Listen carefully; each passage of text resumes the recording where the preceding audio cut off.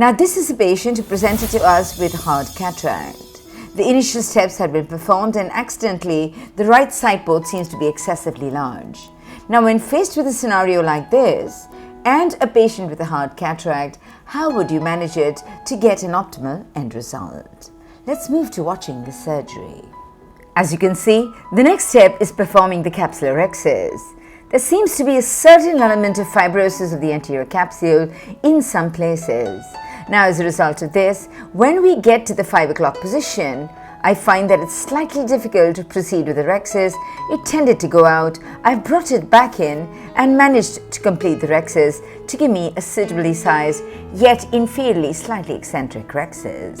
Next, I decompress the anterior chamber prior to performing the hydrodissection. In a hard cataract, it's a very important step because there is always a possibility of a posterior capsular blowout if it were not done.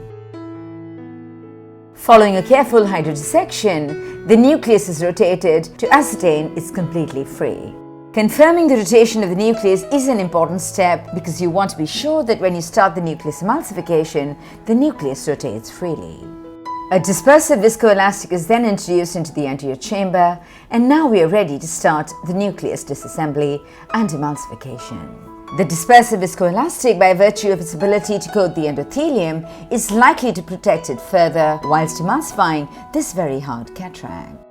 Let's now move to the nucleus management. For a very hard cataract, it's very important to consider exposing the tip a little more because you want to be able to impale it deep within the nucleus prior to chopping it. The technique that I'm going to perform is the direct chop technique.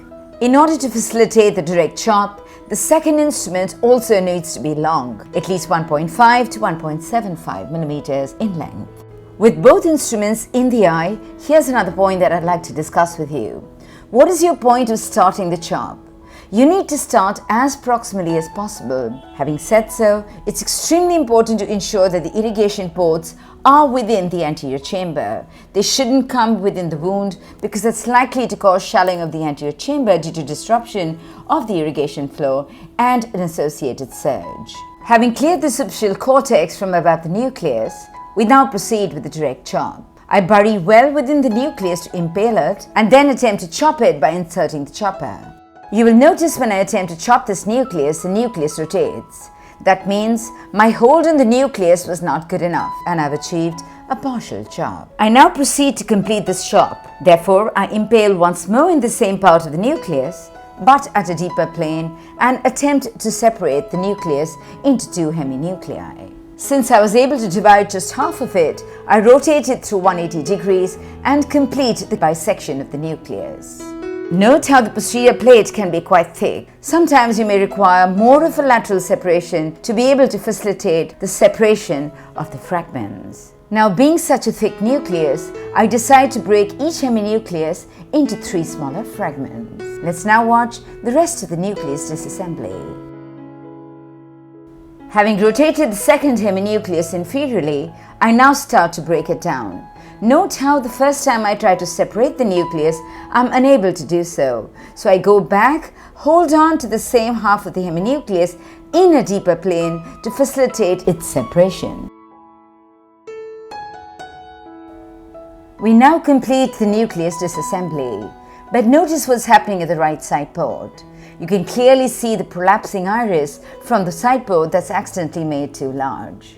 So what are your options here? Since you don't want to have any iris prolapsing for the rest of the case, here are one of my options. I choose to hydrate this rather large side port and see if that helps me get by with this situation. I now proceed to the nucleus fragment emulsification. Turn by turn, each fragment is rotated inferiorly, held by the Phaco probe, brought up into the pupillary safe zone and emulsified.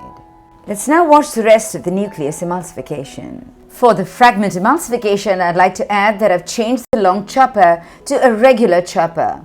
If it were a soft cataract, I would have managed just with a Sinskey hook. But since I may need to downsize some of the fragments, I choose to take a regular sized chopper. Also, do note that the right side port seems to be behaving rather well. The previously performed stromal hydration of this oversized paracentesis wound seems to be preventing any further iris prolapse. And also during the phaco emulsification of hard cataract, despite the best efforts, sometimes you have some strands that hold these fragments together. We need to take the time to separate them out before emulsifying them. We're now getting to the end of the fragment emulsification, but note the iris prolapse at this stage too. What I find would be really useful here is injecting a dispersive viscoelastic through the paracentesis to push the iris behind. This dispersive viscoelastic stays there and maintains the iris in a posterior word position, preventing any further iris prolapse, and now I'm able to safely and carefully and effectively complete the emulsification of the last fragment.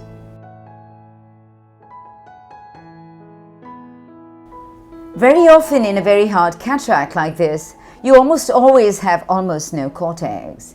There's some amount of cells on the posterior capsule, for which under viscoelastic, I go in the capsule polish mode and attempt to polish the posterior capsule. The irrigation cannula is used to stabilize the globe and maintain the anterior chamber, whilst the tip of the aspiration cannula rubs against the posterior capsule. The aspiration port itself is always facing superiorly.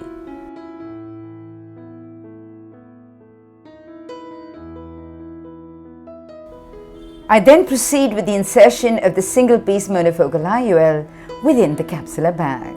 Having introduced it in the capsular bag while it is still unfolding, I rotate it in such a manner to get the haptics in its horizontal orientation.